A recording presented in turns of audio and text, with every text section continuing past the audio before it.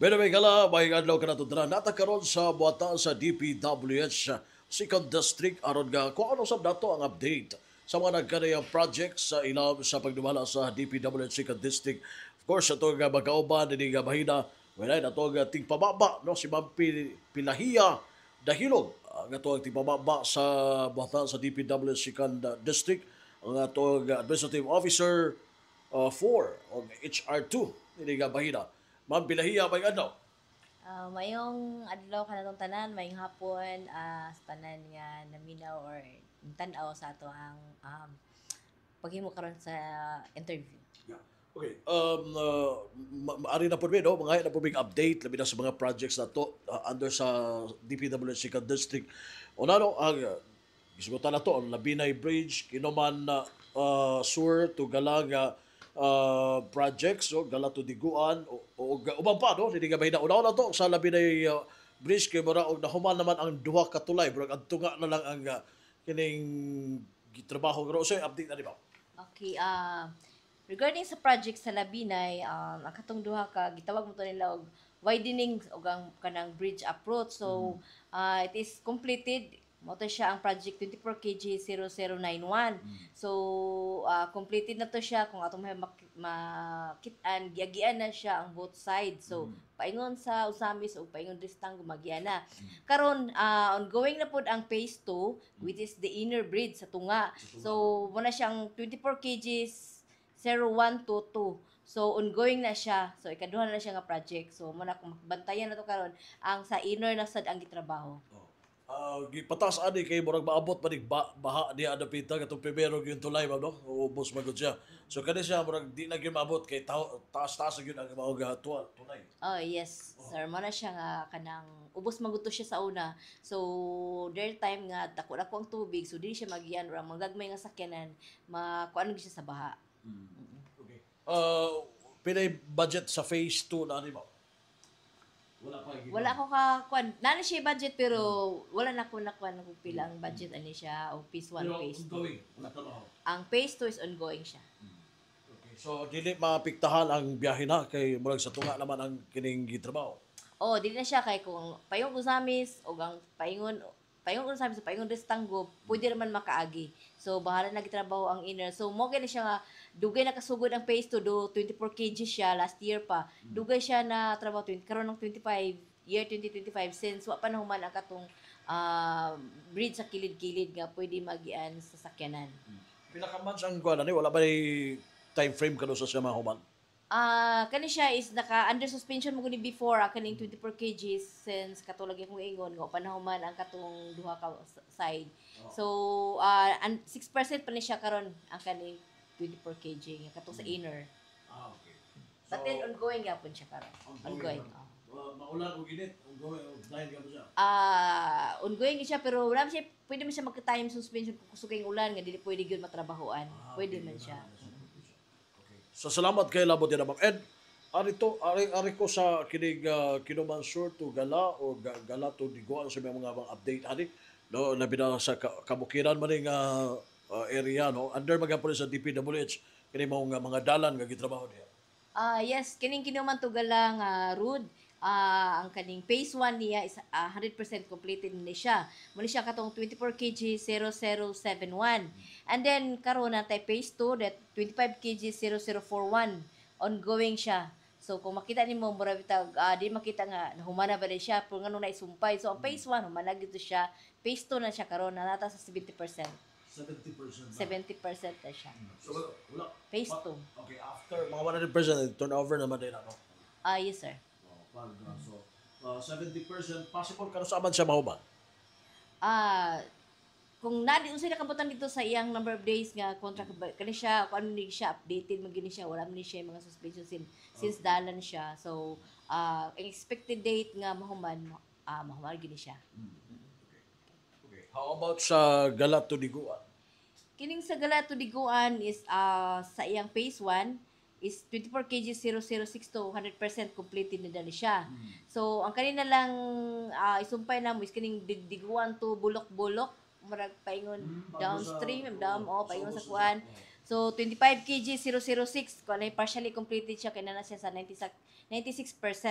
So partially complete since ako nakaadto og bulok-bulok na ako na ko na siminto na amaze ko ba kay before nakaadto ko guba kay ang dalan pangit. Di ko makabot dito sa katong bulok-bulok nga kuan nga siminto karon simentado na gid siya. So 96%. sa bulok-bulok. Diyan ko na gid siya sa bulok-bulok. Siminto na siya. Sakyanan. Oo, sakyanan.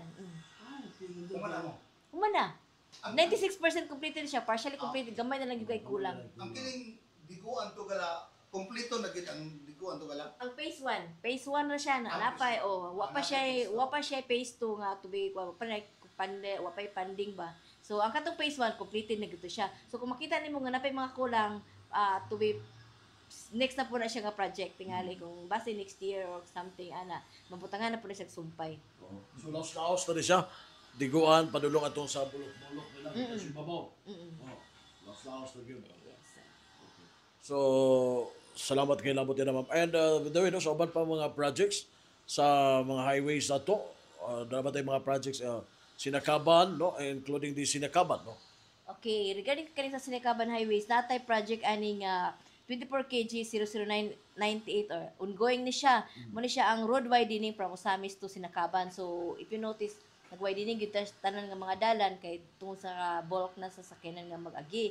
So, napay siya sa 50%. So, ongoing pag siya nga mga project dito.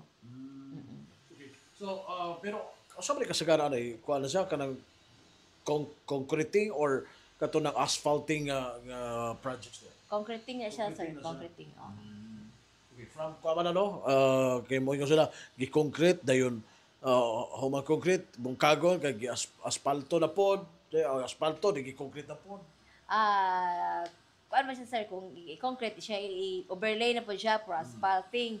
So, depende na siya kung unsa ang kuan nga project, naka-program, kung unsa na siya ang angay nga buhaton ana nga dalan. Pero ang mga kadaghanan to sa dalan diri ba karon no sa second district daghan bag mga gi-construct? Usay priority gid isang road widening kay tungod sa daghan ng mag-agi. So road widening after ana it's kung nanap sila nga project is asphalting or overlaying na sad siya. You mentioned earlier sa itong mga interview, katunay agency nga magatutok, di ba? Unsa na siya nga agency nga magtutok kaning kuha na, nga, oy, kuha na ni, kinahanglan na ni patrabaho, unsa na sila nga... Sa ROCON, road conditioning. Road conditioning sila. Road conditioning unit. So sila to ang mo assist ko kaning dalan or kaning dalan ba pwede kinahanglan na ba ni siya o bungkagon replacement or maintenance na siya. DPWH ka pa na siya. Pero mao ra gid ilang trabaho. Sila From ang Bonifacio to Panaon under sa second district. sa Sinakaban. Don Victoriano. Sinakaban. Don Victoriano to Sinakaban. So sa National Roads sila to ang mo assist ang ROCON. So ang sa bridge po si Arbia. So nagitay na separate ka mga units ana niya nga moy mo check or mo assist kung angay na ba ni siya nga i-replace, maintenance ana siya. Okay. Salamat kay Labot yan, Abam, no, imong gisgutan. And by the way, no, ari ko, balik ko to sa kabukiran. Kamusta naman ang galing sa Kinuman Norte nga sports complex na ito trabaho, no? Sabi, makuha na itong update, gikan mismo sa buhatan sa DPWH din nga painaw. Apit naman mahuman, kitong taon na ginto, no? Ang as per the record from the construction section, phase 1, phase 2, phase 3, phase 4 is kuha na. Umana siya completed. Ang phase 5 ug 6 is ongoing siya under 23 kg 00112 and 24 kg 00124. So ongoing gyapon ni siya ang kaning phase 5 ug 6. So tingali dili kay makita nga unsa na gyud ang iyang kadako nga nahuman. Since dako jud kay siya nga project. So kani nga phase 5 and 6 is dili pa gyud siya nato makita nga nanagi siya gastan nga structure.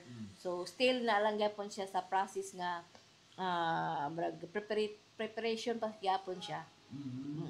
Okay, so na pero makita man nato na nagbaro, no? Pero mo lagi kana pang kita nimo nga pag mo makita nga ang the whole, no? Ang mao gidak-o niya siguro na mga haligi may makita nimo uban pa.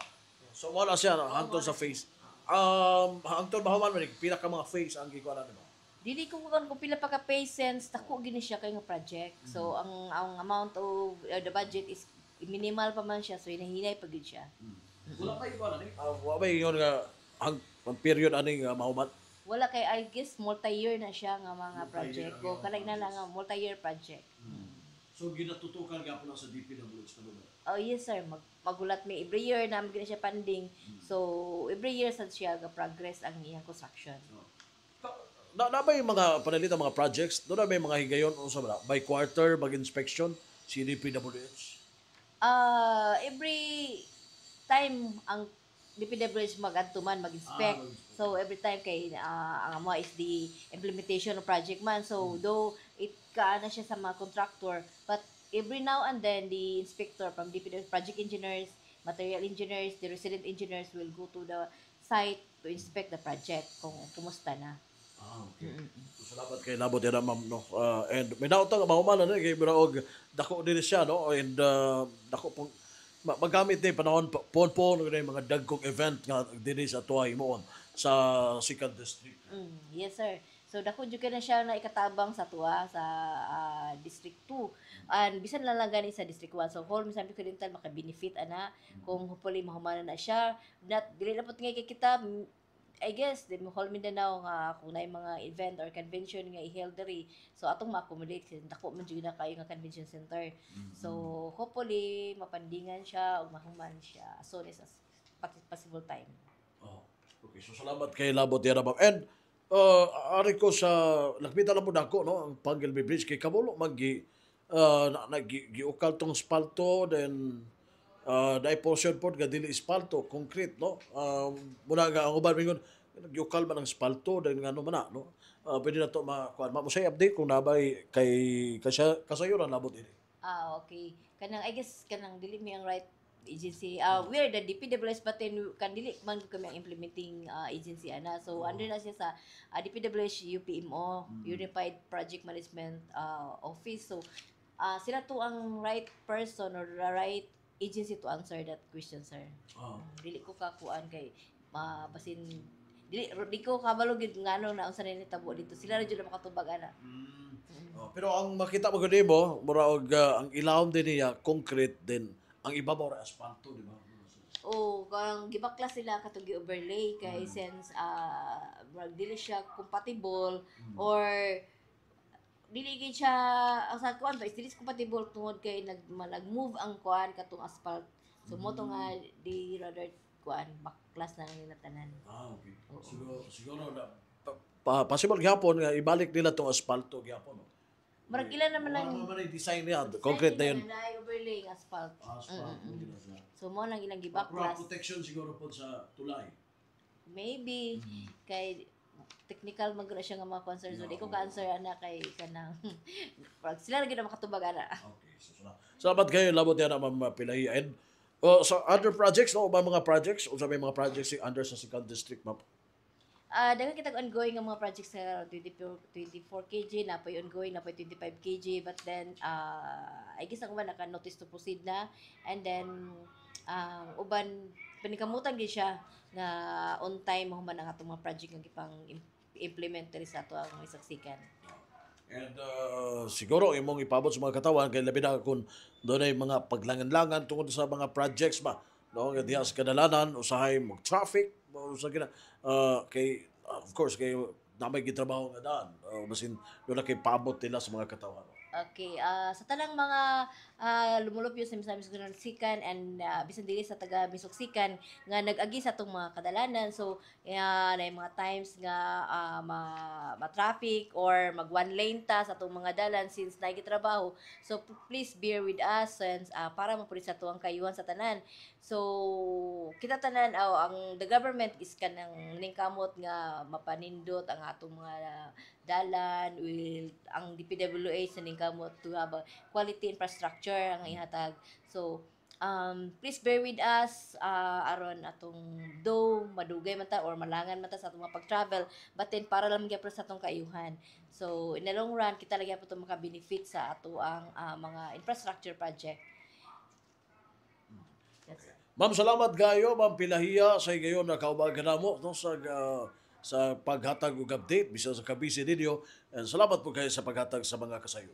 Okay, daghan po kayo salamat, sir, for pag-ani diri ang pagpangayo sa mga balita or mga informasyon regarding sa mga project. And rest assured kung namoy mga gusto nga mabawaan ba sa atong pagpa-implement sa mga project diri sa DPWH kanang you're welcome to ask or to have queries or mga updates sa pangayon. You're welcome nga mo diri sa mga office. Thank you. Salamat kayo. Itong nakauban, si Mapilahiyad Ilog at tigbababa sa DPWH at the same time mga Administrative Officer 4 no o HR2 no sa DPWH sa Second District. O gikan rin sa DPWH nga batan kaban ko si Double D 45 nung Barkamento Chris Double D 8 Manuel o Kill Jr. Salamat mga adlaw.